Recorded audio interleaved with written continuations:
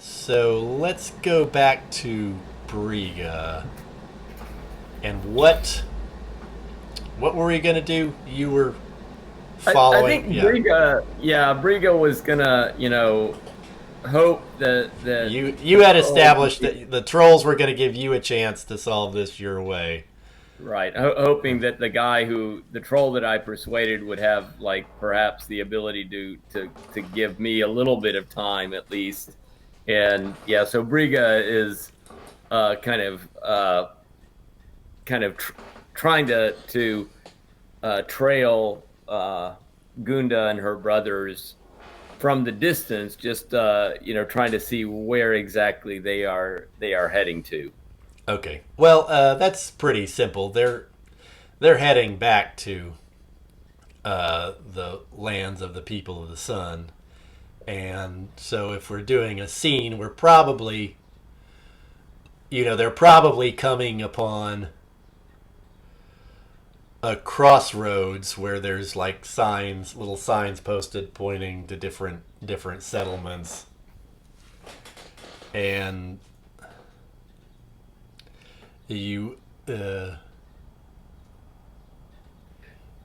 you Yeah. hear Lars you know lecturing Gunda on her familial duty and how she should never run off like this again because she has a responsibility to her family and she's going to be married soon, and he's got plenty to say. He's got a lot of words to say on a very limited and one dimensional subject. So Okay. Are there singing stones around this area? you have left behind, if you're following them from a discrete distance, you have left behind the singing stones, except perhaps for one lonely stone that whistles a single mournful note as Gunda is about to be carried back to the lands of her fathers. Um. so there's a single singing stone. Singing a mournful note. Yes. Um. I. I think Briga looks at that one stone and uh, she's gonna try to do some magic with that singing stone, which I guess I Okay. haven't fully established, to what extent the stones themselves are magical, or if this is all just simply, Well, kind of, the crafty way in which they've been made. there's a lot of gray area between craft and magic, so who knows? But you can certainly call a magic conflict. What would be your goal, and what are you Well, doing? my goal is to tap into the the singing of the stone and transform it into a, an debilitating, ear-piercing screech that would be directed direct. It'll probably hit Gunda as well, but certainly hit the two brothers and kind of cause them to kind of be in you know excruciating pain, where all that they can think of to do Right. is to hold, try to get, their hands over their ears, that then would give me at least a chance to maybe grab Gunda and take her away. Understood. So incapacitate them, get Gunda, take her away. Right. That's a lot. But yeah, that'll work. So you called the conflict choice of pace. um Make it all or nothing. Yeah, I think you're kind of right. It doesn't sound like there's a bunch of intermediate steps. Well, there could be. Well, it could be if you. Well, you are trying to incapacitate them and then get her away and then get her back in. So there could be some intermediate steps. I'm gonna raise it to clash by clash, and we'll see how. So 2 out of 3, and we'll see how that goes. Yeah, so I think it starts with you see, Briga kind of approaching that rock, and she's assessing, where the noises are coming out of, and kind of you see her grabbing her necklace and kind of concentrating, and you also probably hear her kind of humming to kind of get in tune with the sounds coming from the rock. Okay. Oh, and this was a failure. Okay. So you narrate your failure. Well, I guess the failure is just that this is kind of new to me, and so rather than kind of getting like in tune with something that would kind of amplify it, it's kind of reminds me of what we saw happening with Gunda, right? Where the noise is just kind of falling apart. Right. Okay, so sort of frustration with that angle of attack then. Yeah. And what would you be trying to re-roll that, or do you want to go on to a different attack? Since so far they kind of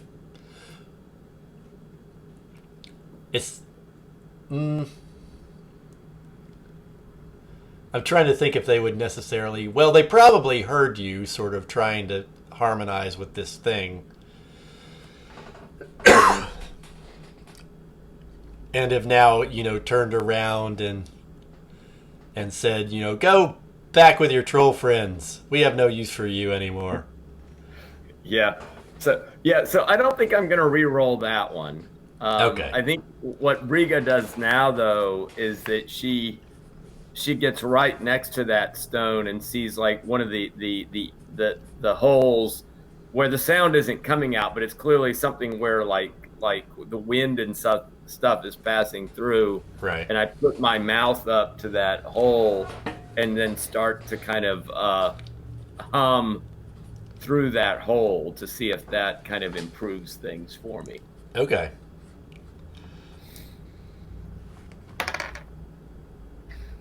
Is this I rolled another 1. Okay. Which is not good. Well, what's happening now? Yeah, I mean, I think it really is falling apart on me now, right? Yeah. I kind of do that, and this time I think I do it in such a way that actually the singing almost stops completely, right? I mean, it gets really, really faint now. Okay. Now I got to decide whether I'm going to re-roll, but I got to get... You gotta get 2 successes. 2 successes. So I think you'd have to re-roll, yeah. Yeah. All right. So, yeah, so should I do a re-roll? I think, Yeah. yeah. So this is Okay. either right. So this is either failure and let it go, or it's you re-roll, and if you fail on the re-roll, then you're incapacitated. Now, when you're incapacitated, I describe the circumstances of that, and you can actually, after you're incapacitated, you can actually potentially do one more re-roll to describe an alternate scenario. Okay. But All right. So, yeah, we'll try this. I mean, don't you think your character would? Yeah, I think she would try it. And I think this time what she would try to do is a remembered spell. that makes a lot of sense. Yeah. Right. So this is the like sort of emergency crisis magic. I suddenly remembered this spell that I was once taught in. So Right, and it has to do with production of sound, which is a very trollish thing. All of that kind of humming and stuff that they do. That I'm able to, like, with this spell. It does kind of it's a remembered spell that kind of allows my vocal sounds to kind of get a little kind of more in control and kind of amp up the volume a little bit. All right. Hope you feel better. Okay, we'll see what I do.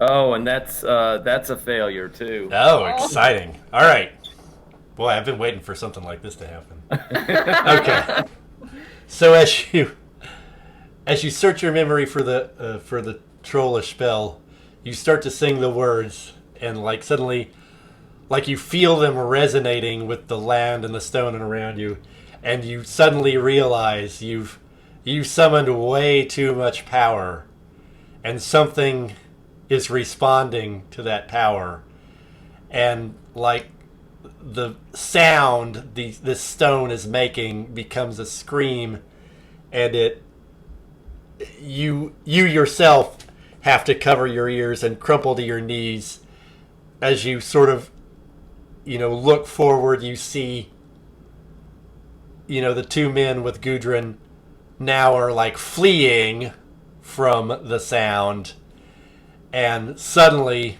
the ground itself crumples under you and you fall into the earth and lose consciousness. You're in a bit of a pickle. And now you do technically have the option to use another reroll in order to say, but I don't fall into the earth and someone rescues me or whatever. But you don't have to do that. What's the point of not? Well, the thing is, like, the point of not doing it, then if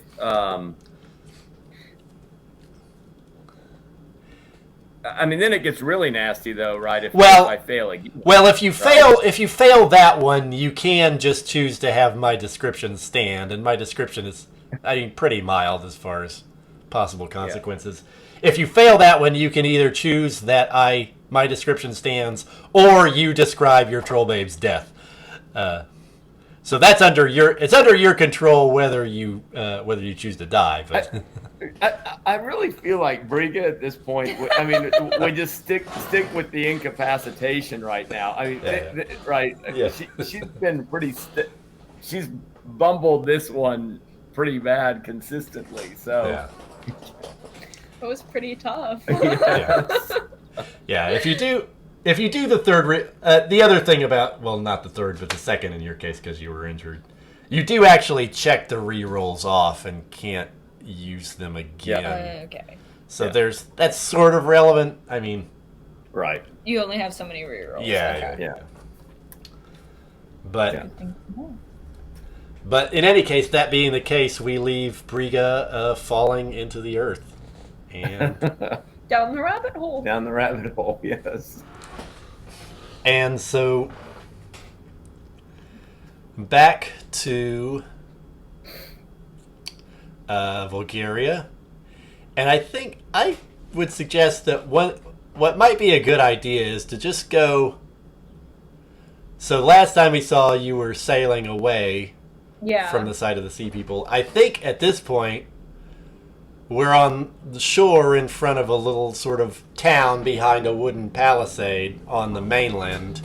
And the monks have gone into town and they've traded their mead and they've gotten their supplies and they're sort of high-fiving or whatever monks do. It's like demurely telling each other, praise be to Yorn for the successful venture is what they're doing. And they're sort of reloading the boats now with food and wine, and you're sort of helping them out with it. Or they sold wine. They wouldn't need more wine. It'd just be mainly food and things like nails and hammers and just little things that you need to keep a remote outpost supplied.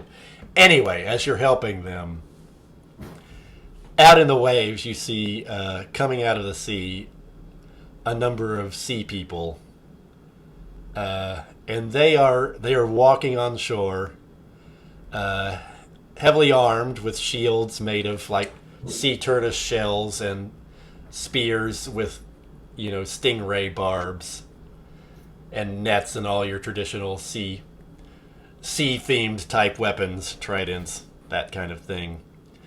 Mm-hmm. And leading them is the woman who Klaus saw, and the monks all stop what they are doing.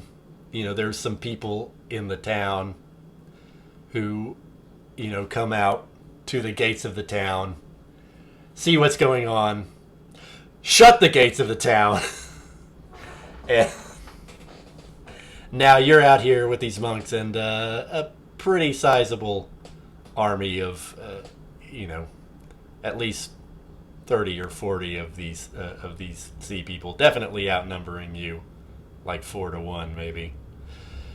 And they're led by the woman who, as they approach, singles you out and says, "You,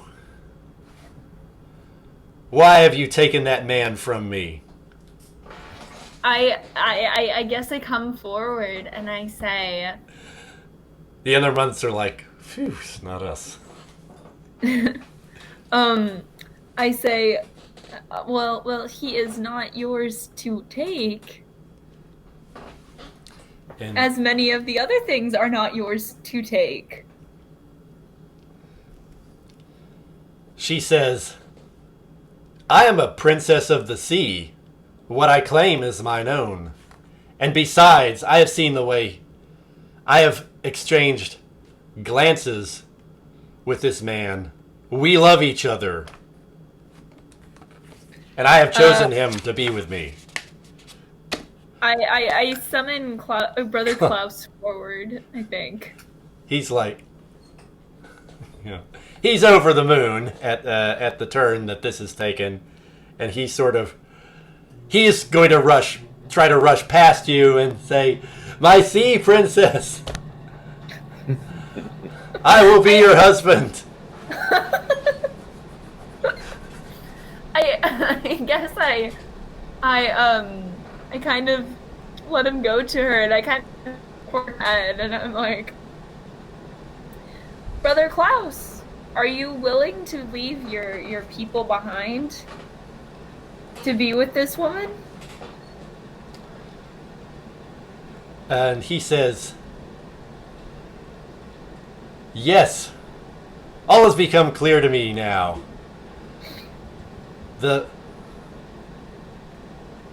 All my life I've been searching for something, and it's clear that this is what I've been searching for."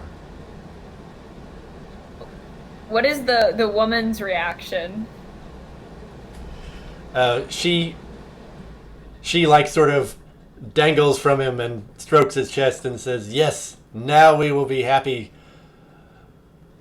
my pet, for as long as..." And then she just sort of stops.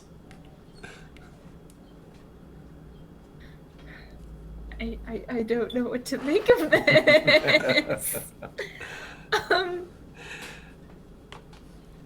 If it helps, Father Oki from one of the boats yells, "Klaus, your vows! You were one of my best students. How can you give this away for some sea tart?"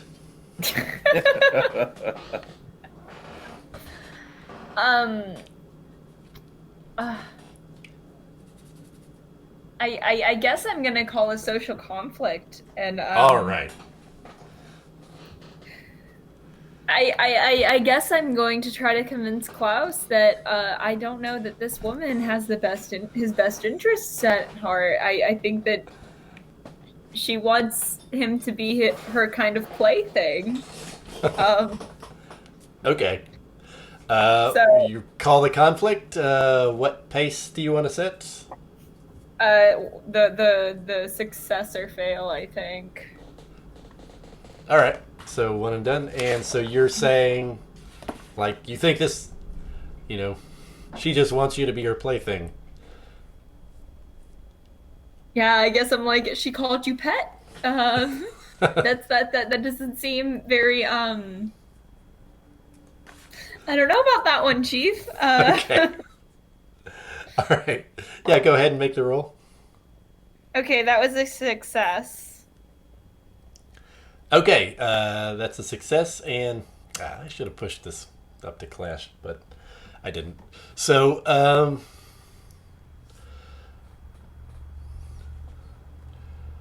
Klaus is like,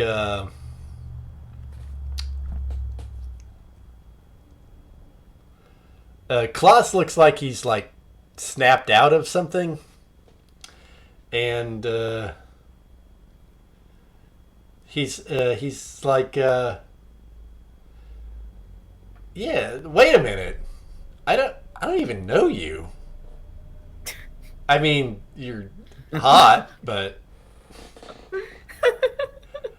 maybe we could just get drinks or something. Just take it slow.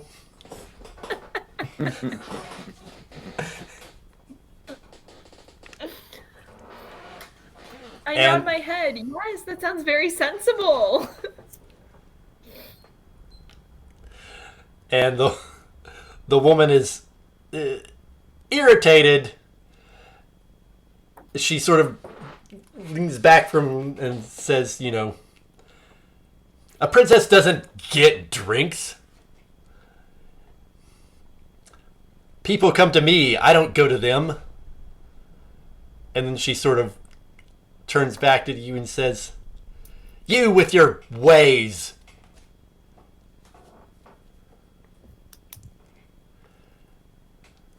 Where do I want to go with this?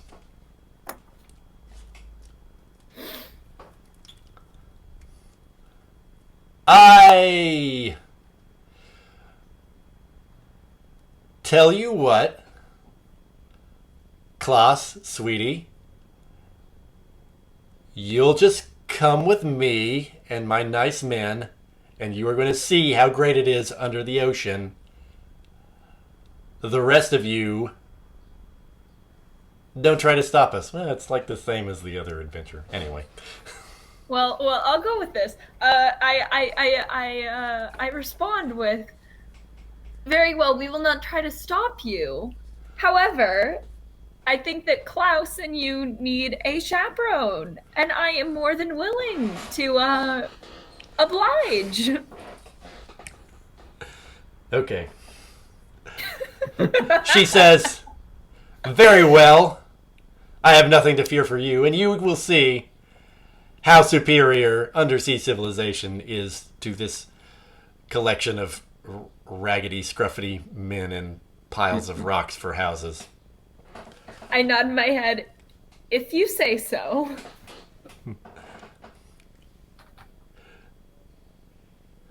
To the sea, she says, and like a father, okay, turns to you and says, are you sure about this? I turn to him and put a hand on his shoulder and say, sir, I have never been more sure about anything in my life. Oh boy. All right. Well, this has gone a place. Okay. All right.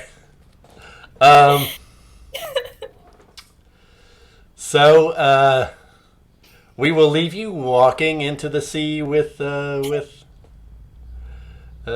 princess and Klaus. I think we all know that they have magic potions that let you breathe underwater. We can just yeah, that's what I was assuming. That's their default. That's your default sea people move.